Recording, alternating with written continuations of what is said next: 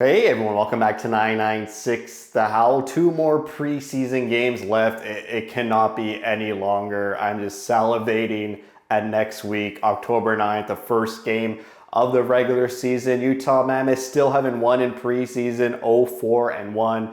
As the time I'm recording, Thursday morning, Thursday afternoon, they have a game tonight at home, their first home game of the preseason at the Delta Center. I'm going to predict a huge blowout win for the Mammoth against the Kings. And then they got one more preseason game against the Sharks. The roster is pretty much trimmed down to what we'll see at game one, but there's still some lingering players, some notable players that we'll get to later. First, I want to start with a mainstream media outlet, the Fourth Period, David Pagnotta.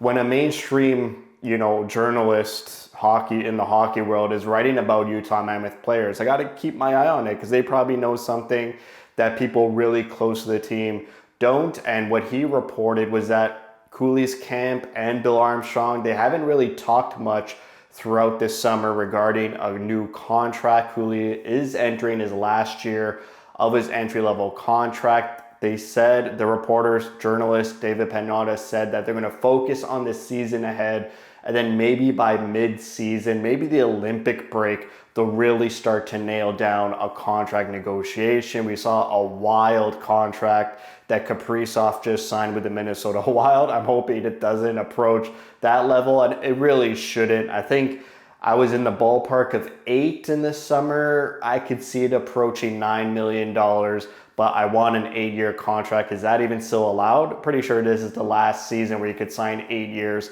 So really hoping for an 8x8 or 8x9 for Logan Cooley, who is currently injured, still listed as day-to-day. He's practicing in a non-contact jersey, whereas McBain is practicing in a contact jersey. So it seems like both these players will probably be ready for game number 1 of the regular season next Thursday against the Avalanche. So it's some good news there. Now it really only seems like Kerfoot is the only major injury. O'Brien's been practicing as a regular as well. So it looks like Kerfoot will be the only player injured for game number 1, which is fine because there's some players battling for Kerfoot's spot. So you'll love that internal competition. Yes, Connor Ingram did finally get traded. I'm sure the Edmonton Oilers organization saw my video and were like, maybe we should pick this guy up. And kudos to Bill Armstrong and Ryan Smith, the whole organization, for having to retain money in order for Ingram to be palatable to be moved on from. Utah did not take anything in return from the Edmonton Oilers. It's just Ingram going to Edmonton and Utah having to eat $800,000 of Ingram's $1.95 million contract. That raises Utah's cap space to $7.8 million for the season. That's good enough space if, in a pipe dream, if they're like top 3 in the division fighting hard for a playoff spot, not even a playoff spot, just for a good playoff position, they could go out and grab a substantial player who carries a lot of money now that they have $7.8 million to play with. There was a lot of roster cuts this week heading into Thursday's game against LA. I'm not going to give a whole list of who was cut, but let's just say, who's still battling for a spot. Daniel Boot, Tija Ginla, Dmitry Simishev. I watched that LA game in Idaho, all 3 periods. It's pretty rare I watch a preseason game. Daniel Boot is just like blowing my socks off. The confidence, the consistency in his game, just you can see this pro level IQ where he gets into open areas. He's not afraid to shoot. He's always looking to generate something, and it's pretty consistent that it becomes noticeable. For Ginla, it's like flashes here and there, some good battling, good hard work, good speed, good puck control. Just it's not as consistent, and you can see the difference between Daniel Boot, who's been playing at the pro level for 2 full seasons, compared to Ginla playing in junior, being injured for half a season last season. So Ginla, I expect him to be sent down to juniors. Will he get Kerfoot's spot? Like maybe they keep him around, but my opinion would be that they send him down to juniors before game number 1. But there's a possibility where they keep him around. Getting sent down to juniors was Cole Baudouin, who he also played in that Idaho game. Just I'm not seeing any offense there with Baudouin, not even consistently. just like in that Idaho game, no offense whatsoever. Love that work ethic, love the battle, love the intensity.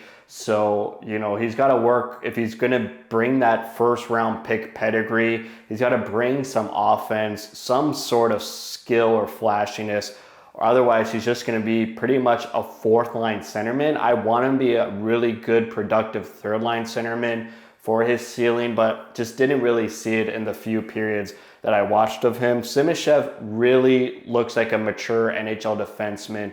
The poise, the consistency, the stature, he looks like normal out there. He doesn't look lost. He knows exactly what to do.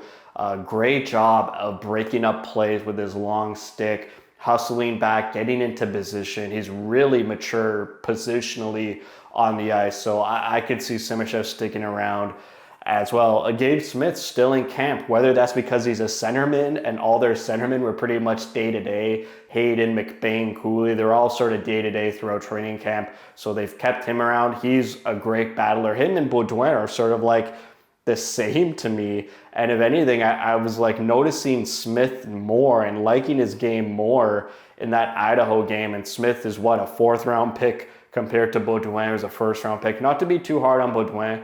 It's training camp. It's just one game I watched. I didn't watch every single preseason game. Yamamoto's still there. He'll probably be that safe bet to grab Kerfoot's spot just because he's familiar with the systems. He's been in the NHL before. He's a pro. That's sort of like, we need to grab points early in the season. Let's just stick with the safe bet instead of like bringing a guy up from junior like a Ginla to play 9 games and then just send him down. They need to win. They haven't won in preseason. They need to start winning immediately, either game 1 or game number 2. Perunovic on the back end, he's still there as well. Lamoureux, Duda on the defense side of things, they were sent down to the Roadrunners. Lamoureux didn't seem like he had a great camp. He's got to work on some things in the American Hockey League, and hopefully he'll be a first call-up if an injury or defenseman goes down.